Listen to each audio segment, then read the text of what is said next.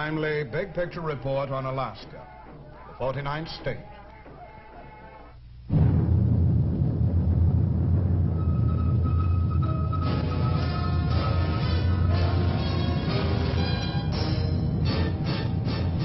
The United States Army presents The Big Picture, an official report produced for the armed forces and the American people. Now, to show you part of the big picture, here is Sergeant Stuart Queen. Not since the year 1912 has a new state been admitted to the Union. It was then that Congress accepted Arizona and New Mexico. Today, nearly half a century later, the big picture focuses its cameras on the land, the people, and the military position of our newest state, Alaska.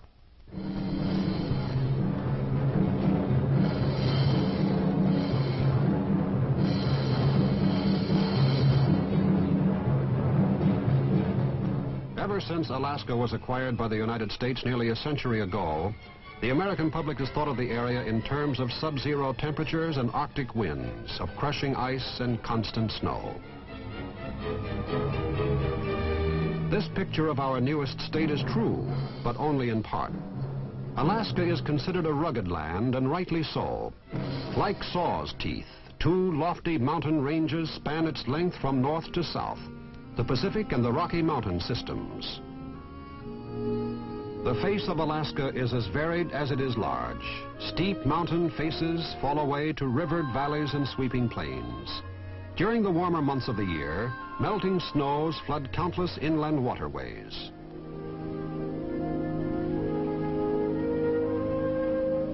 Though much of Alaska is rocky slope or barren tundra, there are nevertheless nearly 1 million acres of fertile land. Alaska's coastline, longer than that of the earlier 48 states, has waters teeming with fish and fur-bearing animals.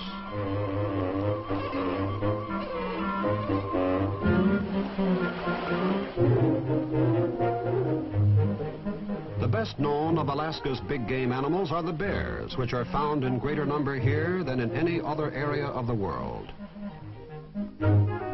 For many inhabitants, reindeer and caribou are the sole source of food and clothing. Alaska's more than 1/2 million square miles constitute an area 1/5 the size of the continental United States. Russian Orthodox churches are a reminder today that until 1867, Alaska was populated by Russian settlers.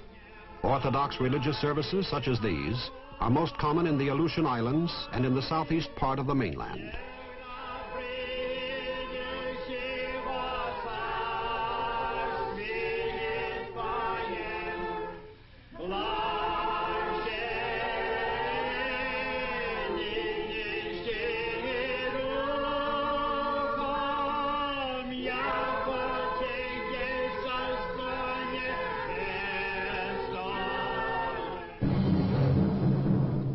In 1855, the Russians first tried to sell this territory to the United States, but the transaction was not made until 12 years later, when Secretary of State Seward urged the Congress to purchase the area. The territory cost over $7 million and was known as Seward's Folly or Seward's Icebox.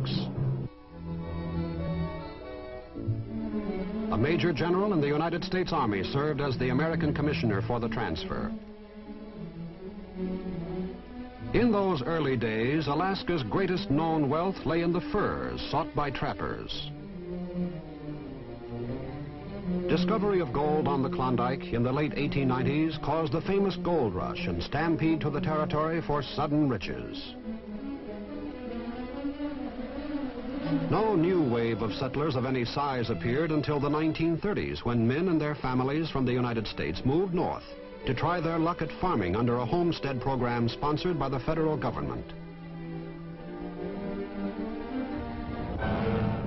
Not until World War II, when Japanese forces invaded Attu, the westernmost of the Aleutian Islands, did Americans again take an active interest in this northern outpost.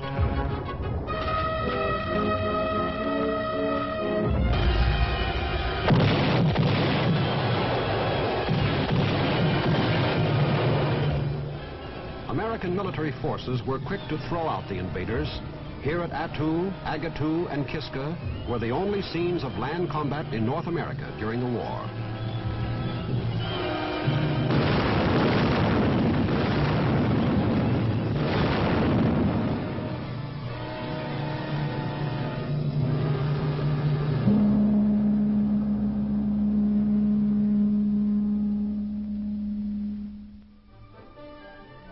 In most of Alaska's principal cities today, there is little to mark them as different from many of the communities in the other 48 states.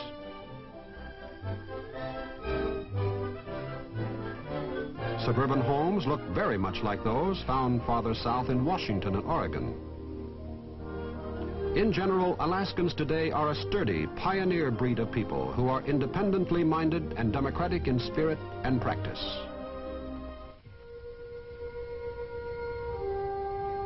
Totem poles, the distinctive work of Alaskan Indians, are graphic reminders of the new state's close cultural ties with the past.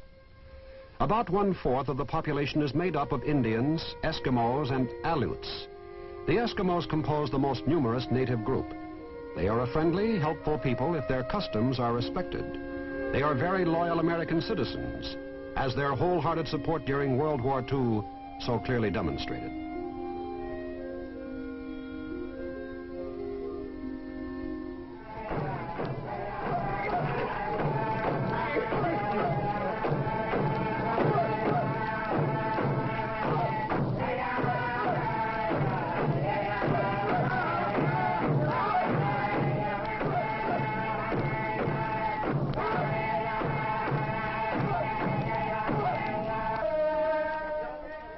Cultural influences from the older states of the Union have been many and strong among most of the Eskimos.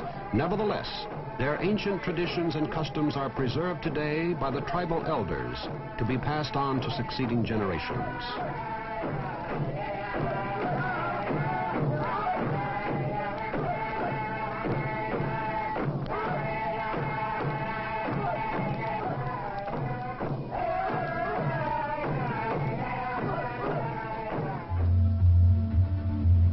Eskimos are amazingly adept at developing mechanical skills. Today they perform many jobs that would have been unthinkable a generation ago. Eskimos play a large share in helping to meet the demands of the labor market in this largest and most underpopulated state.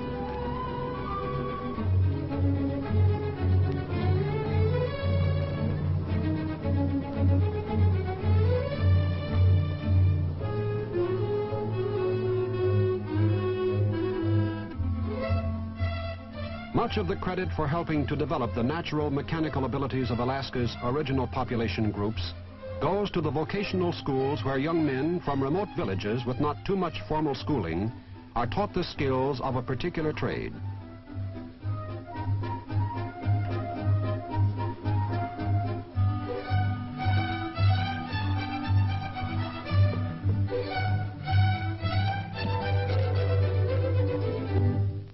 But those Alaskans living in the most remote areas have schools readily available to them. The majority of schools in the state today are rural. Every city of any size has a high school. Most are modern buildings with all the facilities found in the better public schools in other American cities. Teachers in Alaska's school system compare favorably in ability with their counterparts in our other states. High school students after graduation may go on to the University of Alaska in Fairbanks. Anchorage is soon to have its own university. Alaskans celebrate all American holidays and a few of their own, when sports like Eskimo blanket tossing are enjoyed. Most sports and spectacles from basketball to stock car racing are typically American. Any lover of the sound and sight of motor roar and battered radiator from New England to California would be right at home here.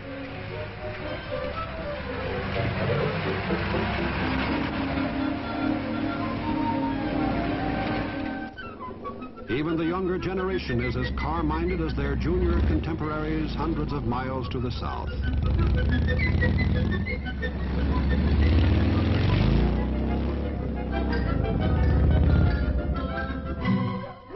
But at such annual festivals as the Anchorage Fur Rendezvous Alaskans enjoy sports events rarely seen in our older states. In many parts of Alaska, dog sleds, even today, provide the fastest and most efficient means of transportation. Fishing is Alaska's principal industry, bringing in $80 to $90 million a year. Of the numerous market fish taken from Alaska's offshore waters, salmon are by far the largest catch, accounting for approximately 90% of the value. The fishing industry, both catching and canning, is the source of livelihood for approximately 30,000 people. Alaskans today are working to help the salmon industry regain its former strength.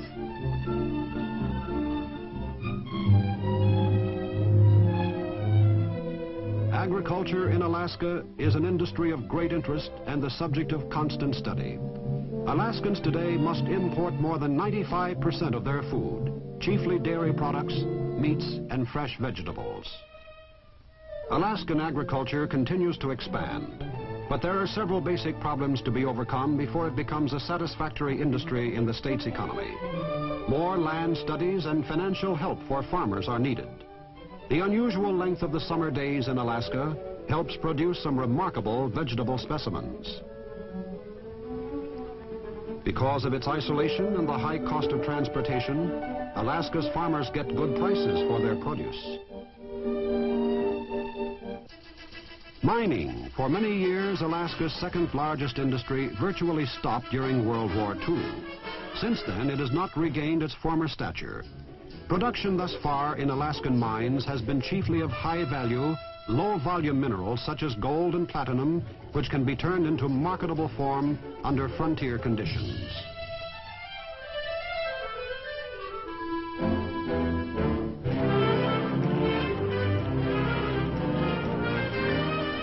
Although the United States paid Russia a little more than $7 million for Alaska, more than $700 million has been mined in gold alone. Oil exploration and drilling went on for years before 1957, when oil in promising commercial quantities was discovered in the Kenai Peninsula not far from Anchorage. Within 2 months after the discovery well came in, more than 8 million acres of land were leased for continued oil prospecting and exploitation. Black gold may prove to be one of Alaska's most valuable natural resources.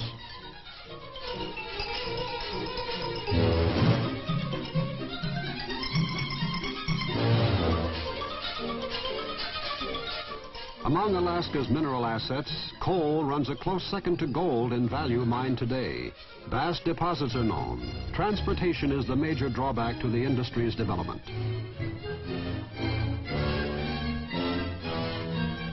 Alaska's commercial timber is contained in 2 great national forests, the Tongass in the southeastern part of the state and the Chugach near Anchorage. Because the demand for Alaska's timber products exceeds production each year, great opportunity for expansion exists in lumbering.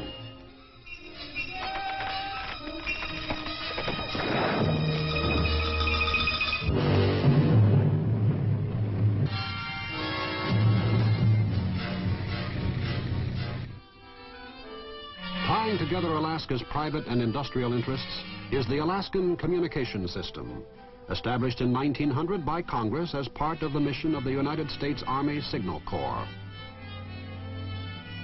The system provides complete telephone and telegraph service within Alaska and also beyond Alaska to almost any other area of the world.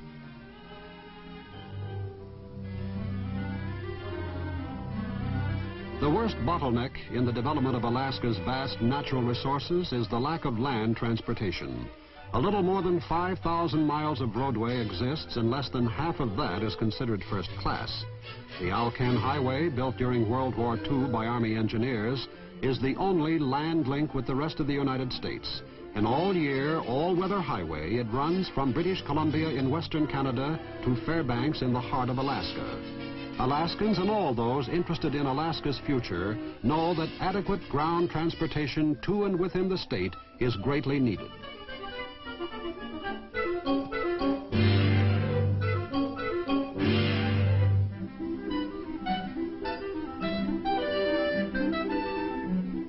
Alaska's only railroad is owned and operated by the United States Department of the Interior. It furnishes year-round freight and passenger service to all points along the line between the cities of coastal Seward and inland Fairbanks.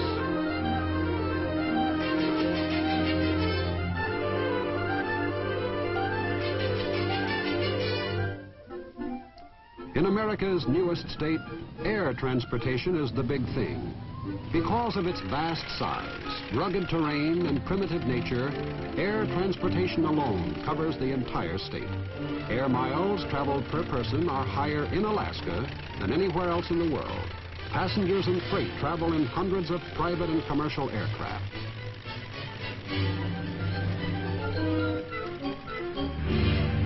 Almost 1 out of every 3 planes in Alaska is a seaplane. And of all the seaplanes in the world, 1/4 are found here in Alaska. The air routes of Alaska were pioneered by the United States Army in the 1920s. Alaskans today are particularly air-minded because of their geographical position. In this day of missiles and long-range aircraft, Alaska finds itself in a uniquely strategic position. With only 56 miles between them, Alaska is truly next door to the Soviet Union. Ever since the communists came into power in Russia, the leaders of the Soviet Union have turned their eyes to the east as an area for many ambitious projects. Often the Chukotsky Peninsula, with its Kolinsky Mountains, can be seen from Alaska. Eastern Siberia today is of great interest to the Soviet scientists as more than a good place for prison camps. There is little doubt that the communists have recognized the military potentials of this area. This close-by Soviet territory is a logical one from which to launch air and missile attacks against the United States. Several new military air bases are known to have been built here.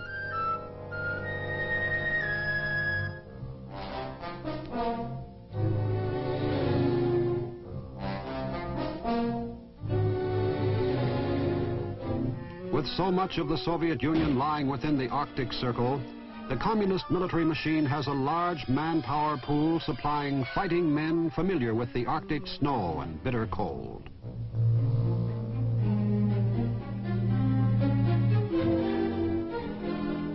To provide early warning of any attack against the United States, all 3 military services work together, manning our detection network. Many different types of radar-equipped ships of the Navy constantly patrol the Bering Sea between the coast of the Soviet Union and the shores of Alaska. Outposts of the Dew Line, the distant early warning network, anchor the western end of a line guarding our half of the Arctic Circle. All air traffic in the Alaskan area shows up on the radar scopes. Every aircraft, friendly or unknown, is spotted and followed on the plotting boards by the men of our air defense teams. Every unidentified plane approaching this continent is intercepted and challenged. And at regular intervals, simulated attacks are made to test the response and fighting readiness of Air Force jet interceptor squadrons stationed in Alaska.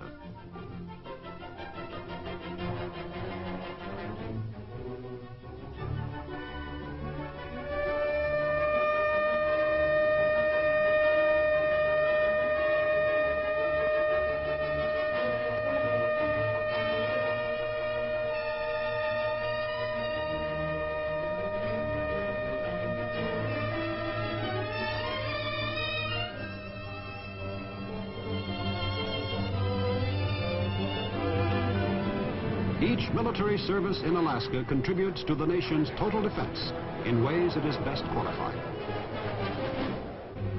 In addition to helping maintain our radar detection network, the Navy provides logistical support for Army and Air Force units in Alaska.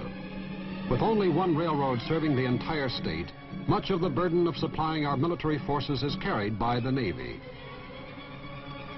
Once ashore, the bulk of the supplies are moved by the Army in whatever vehicles best suit the terrain. Snow trains are frequently the only means of transport supporting the men stationed in remote Arctic and subarctic outposts. Lessons learned in World War II and the Korean War showed that the Army's capabilities for combat were weakest in cold weather climates.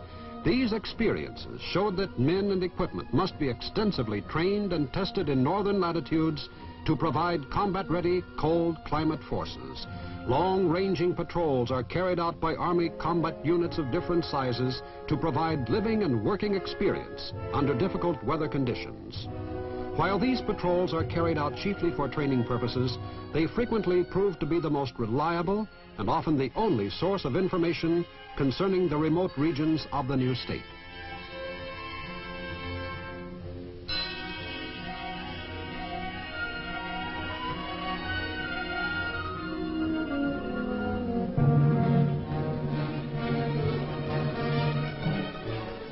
Operating in Alaska, too, is the United States Army Test Board, manned by officers and men from all branches of the Army. It conducts Arctic and subarctic tests of both standard and experimental weapons and equipment.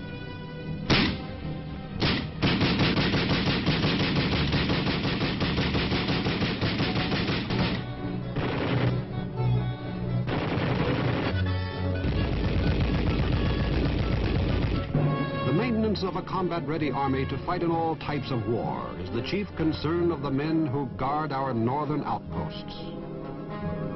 Members of the Alaskan National Guard are welcome comrades in arms. These units, composed of Eskimos and Indians, are unique. Members of these battalions are scattered among the native villages along the northern and western edges of Alaska. They are organized into units varying from squad to platoon strength. Their native ability to operate in remote and extremely cold areas makes them particularly well suited for their mission of reconnaissance, surveillance, and patrol in the areas assigned to them. In addition to gathering information, the members of the Alaskan Scouts could act as harrying forces in the event of an enemy invasion.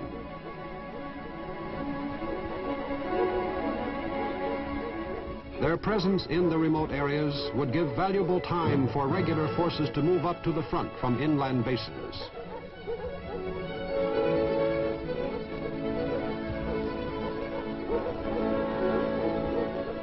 To many of these men, the mythical enemy of this tactical problem is quite real.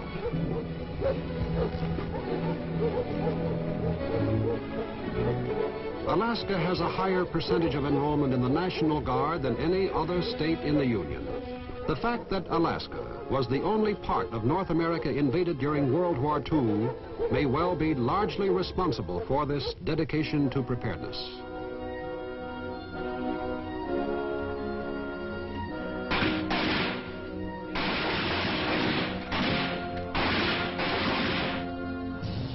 The Army, too, shares in the air defense job in Alaska.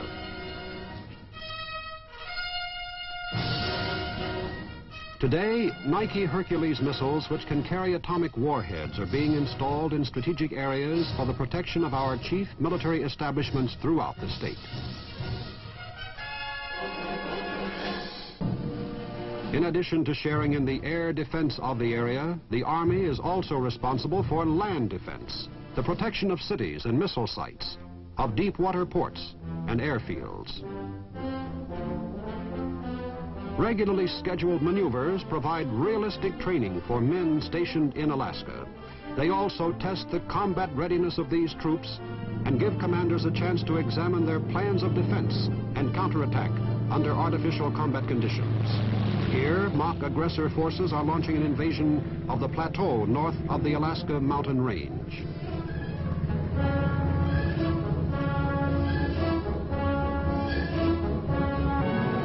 When news of the invasion is received, 2 battalion combat teams closest to the point of attack are sent out to engage the aggressor forces and to destroy them.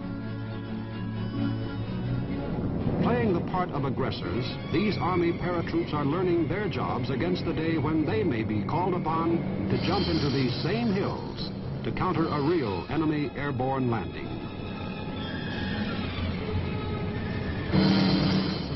Where the nearest railhead is hundreds of miles away, where even rudimentary roads are non-existent, the fastest and frequently the easiest method of supply is by air.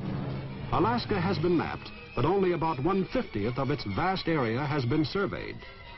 Should an enemy try to take over our air and missile bases after a knockout attempt through the air, he would be met by seasoned foot soldiers familiar with the terrain and accustomed to surviving at the far end of a long logistical chain. In joint maneuvers such as these, members of neighboring Canadian Army units frequently participate.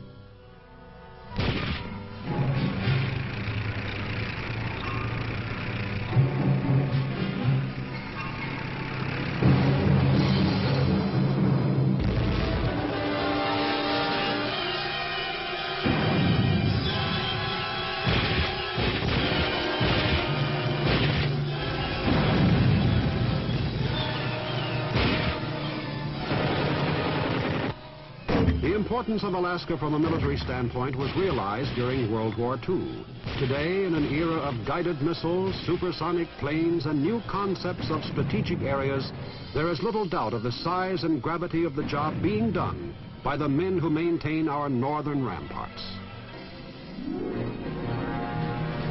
Alaska has also been regarded as America's last frontier, a land that has long held the imagination of pioneers and empire builders who sought and found opportunities here. Our newest state, it also offers the greatest extremes. On the one hand, many of its principal cities are as modern and as typically American as those to be found anywhere in the Union. On the other hand, the raw frontier is never far. For here in the shadow of shops and office buildings lies the boundary of virgin wilderness. In rivers fed by icy rivers of melting mountain snow, the fish are as big and as plentiful as any in the grandest dreams of seasoned fisherman or hopeful boy. Unquestionably, Alaska is the last great land frontier of the United States. Here undoubtedly lies a realm of opportunity for those seeking new worlds to conquer. There is vast wilderness to tame, great distances to bridge, uncounted resources to locate and use. At one time or another, Alaska has attracted all kinds of people: fur trappers and gold hunters, adventurers and gamblers, and later explorers, scientists, farmers, and businessmen. Many who came soon left, but the real pioneers stayed on. And today, more and more people are finding this a land of promise and opportunity. Alaska, our outpost of democracy and the 49th of our United States. Alaska today is a vast and potentially wealthy area. From a military point of view, Alaska did not come into its own until World War II. But now, in this age of long-range missiles and aircraft, the polar concept leaves little doubt about the magnitude of the responsibilities of our armed forces in Alaska, the guardians of our northern frontier. Now, this is Sergeant Stuart Queen, your host for The Big Picture.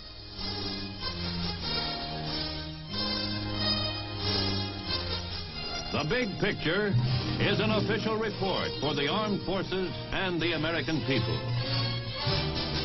Produced by the Army Pictorial Center.